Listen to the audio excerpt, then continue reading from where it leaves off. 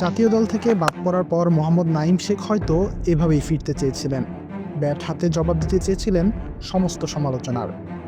লম্বা সময় আন্তর্জাতিক ক্রিকেটে ব্যর্থতার পর এবার বিপিএলে নিজের সামর্থ্যের প্রমাণ দিচ্ছেন খুলনা টাইগার্সের এই ওপেনার। আর সেই প্রমাণের সর্বশেষ সংযোজন রংপুর রাইডার্সের বিপক্ষে দুর্দান্ত এক সেঞ্চুরি। ৬২ বলে অপরাজিত ১১১ রান। শেরে বাংলা স্টেডিয়ামে নাইমের ইনিংসটি ছিল নিখাত আত্মপ্রত্যয়ের গল্প।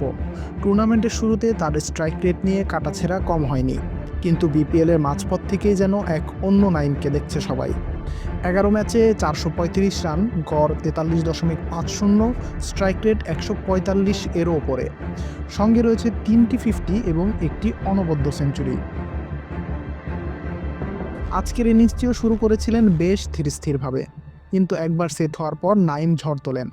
১২তম ওভারে ইফতেখার আহমেদকে টানা ৩ ছক্কায় ৫০ ছুঁয়ে ফেলেন। এরপর নাহিদ রানার শর্ট বলকে ফাইন লেগ দিয়ে উড়িয়ে পাঠান সীমানার বাইরে।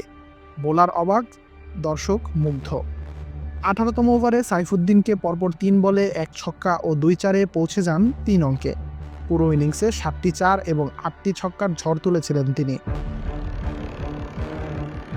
একসময় জাতীয় দলে ওপেনিং নিয়ে বিস্তর আলোচনা হলেও নাইম নিজেকে প্রমাণ করতে পারেননি।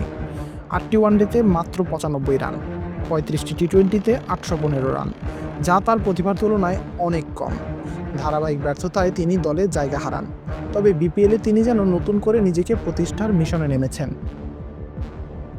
জাতীয় দলে প্রত্যাবর্তনের লড়াইয়ে নাইম এবার শুধুই রান করছেন না, বরং রান করছেন প্রয়োজনীয় গতিতে।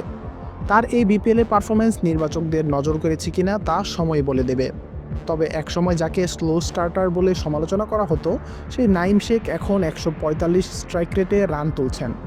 এই আত্মবিশ্বাস যদি ধরে রাখতে পারেন, তাহলে হয়তো খুব দ্রুতই বাংলাদেশ দলের জার্সি গায়ে আবার তাকে দেখা যাবে। আশিকুর রহমান শান্ত, ডি স্পোর্টস।